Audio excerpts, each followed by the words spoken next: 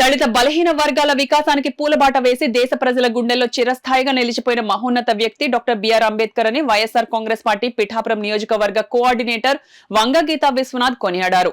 Doctor BR Ambedkar 68వ వర్ధంతిని పిఠాపురంలో వంగగీత విశ్వనాథ్ నేతృత్వంలో ఘనంగా జరిపి నివాళులు అర్పించారు. ముందుగా పిఠాపురం మహారాజకోట ఆవరణలో గల వైసీపీ కార్యాలయంలో డాక్టర్ బిఆర్ అంబేద్కర్ చిత్రపటానికి వంగగీత విశ్వనాథ్ నాయకులు కార్యకర్తలు పూలమాలలు వేసి ఘనంగా నివాళులు అర్పించారు. అనంతరం పిఠాపురం పట్టణం రథాలపేట వద్ద గల బిఆర్ అంబేద్కర్ విగ్రహానికి కూడా పూలమాలలు వేసి ఘనంగా నివాళులర్పించి జోహార్లు పలికారు.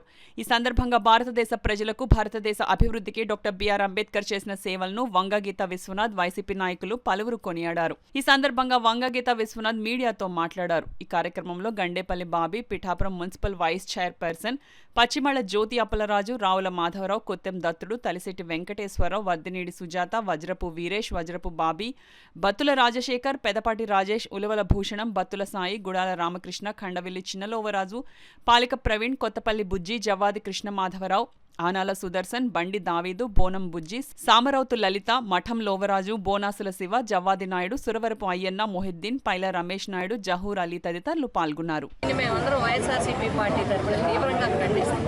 రాజ్యాంగం ఏం చెప్తుంది? న్యాయం చేయమని చెప్తుంది, సమన్యాయం పాటించమని చెప్తుంది, అన్యాయం జరిగిన వారికి న్యాయం అయ్యే విధంగా చేయమని చెప్తుంది, అన్యాయం చేసిన వారిని తీవ్రంగా శిక్షించమని చెప్తుంది. కానీ ఇక్కడ వ్యతిరేకంగా జరుగుతున్న పరిస్థితులు మనకి ఇప్పుడు కనపడతా ఉంటాయి.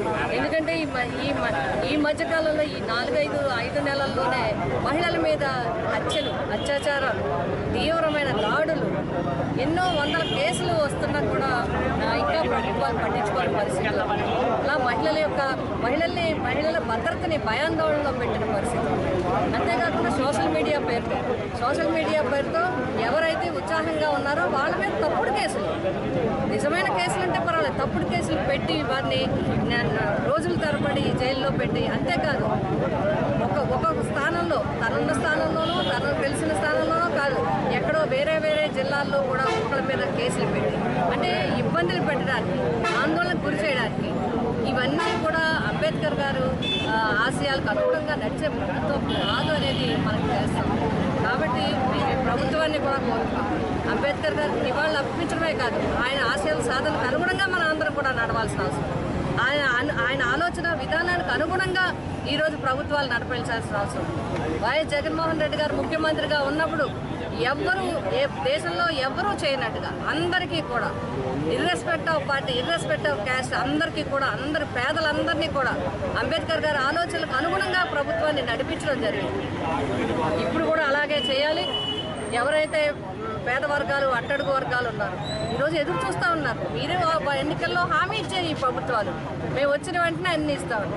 పేద వర్గాలకి అమ్మఒడి లేదు, పేద వర్గాలకి పథకాలు లేవు, పేద వర్గాలకి ఇబ్బందులు ఉన్నాయి. ఒక పక్క రైతులు చూస్తే వాళ్ళకి ధాన్యానికి ధర లేదు, ఒక పక్క దళితులకి ఇప్పుడు నిన్న దళితులకి ఇచ్చే కరెంటు 200 రూపాయల కరెంటు కూడా పూర్తిగా తీసేసే పరిస్థితులు వచ్చింది. ఇవన్నీ చూస్తున్నట్టయితే విధానం ఇక్కడ చెప్పే మాట ఒకటి, చేసే పని ఒకటి కింద కనపడతాం.